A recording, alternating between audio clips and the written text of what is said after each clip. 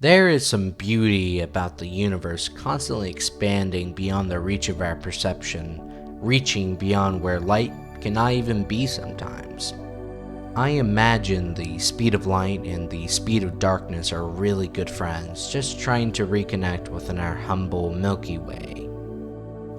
As the speed of light traverses the darkness, it's always accompanied by the darkness, hugging the light where it is not at a certain point, and guiding it where to shine even though it does not benefit them. But the speed of darkness does not mind this. They are just paving the way for a brighter future and allowing the universe to be seen easier. I think it's comforting of a thought, where a friend supports another to reach their full potential.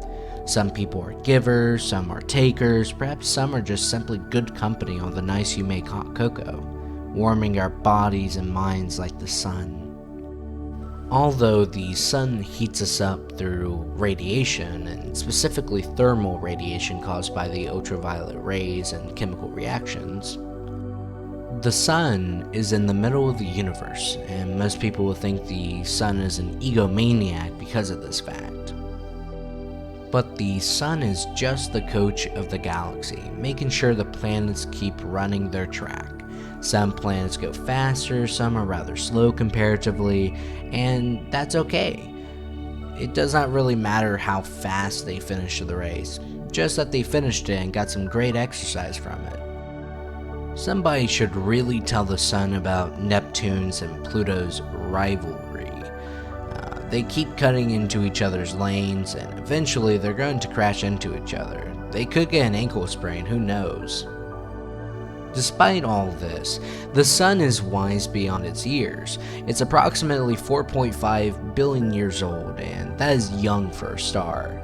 Let's just hope they do not have an existential crisis in half of a billion years.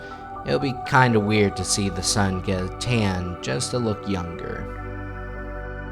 I do not know if you are religious, so I apologize in advance for what I'm about to say. But one of the most unsettling aspects for people is our own mortality, and by the extension, the then after we live. Although there are many interpretations of what happens, I like to think we become one with the universe. Think of it this way: we die and start decomposing. Our bodies deconstructing itself through the atoms that we consist of just to give new life. In some ways, we become the sunflower that grows on top of us, that the young individual receive from their significant other. Maybe our atoms part ways with Earth, just to become a star so far away. I find these bleak thoughts comforting, because there's not necessarily an end, just a different beginning for something else. Like when stars die, they go into a blaze of glory just filled with beautiful colors. These are typically categorized as supernova or hypernova, and I just thank goodness that we can observe the explosions from a rather sizable distance.